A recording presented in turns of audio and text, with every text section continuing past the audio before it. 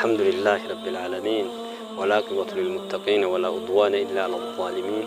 أما بعد، يقول الله تبارك وتعالى في آياته: يا أيها الذين آمنوا اتقوا الله حق تقاته ولا تموتن إلا وأنتم مسلمون.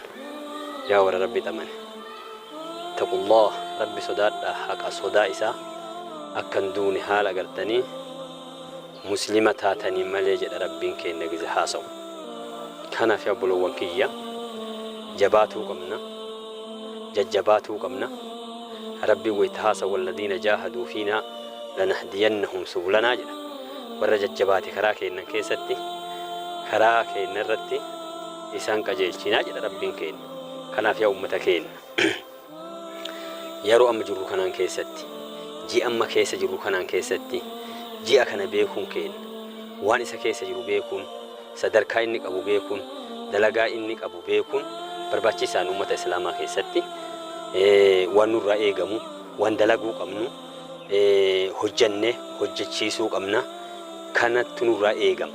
Rabbiin eega qarniin bakka nama buusa zamanaan namni marruu bakka bu'aa deema. Nabi Muhammad alayhi salaatu wassalaam hadiisa Abi Sa'iid al-Khudrii keessatti riwaa Bukaarii keessatti waan jedhan addunyaan tun mi'ooytuu magarroo الدنيا مئويتو مغارو تنان كيست ربين بكبو آسين قولي وان اسم دلايدان اسم لالا جدا أرهن ديكينا انتلا قربان بكبو نجر الدنيا تنا كيسا حجتا حجت شيسان برتا أبرسيسان انتلا قربان جارسا درقا قيسان قباتا طبعا الدنيا تنا كيسا بكبو نجر إسلامك خليس جرور رامو بكبو دارتنا كيسا جر أرد دينا كينف أمنتا كينف hojjatu nurraa eega rabbiin keenya bakka nu kaahetti bakka jiru mara keessatti gahee nu kenne mara keessatti nurraa eega. Kanaafuu duuba irra jiini kunin ji'a ulfaataa ji'a kabajamaa ji'a gartanii ibaadan isa keessa godhan dachaa argatan. Nabiin keenya alayhi salaatu wassalaam ji'a kana keessa kurnya ji'a kanaa keessa dalagaan takkallee nu ittiin qixxooytu jedhanii haasawan. Kanaafuu waan ta'uu qabnu baatii zilhijja kanaan keessatti waa gugurdattu jira. As keessa soomanattu jira. As keessa ibaadaa hedduu sadaqaa heddummeessuu khayrii carraaquu haasawa gaarii haasawuu fuula toluu rahima maxxansuu kennaa baay'isuu namarraa barbaachisa. Kanaafuu nama ji'a kana keessa waan guddaa dalagu rabbi haa taasisu. Ji'a kana keessa waa hedduutu jira. Ji'a kana keessa udhiyyattu jira.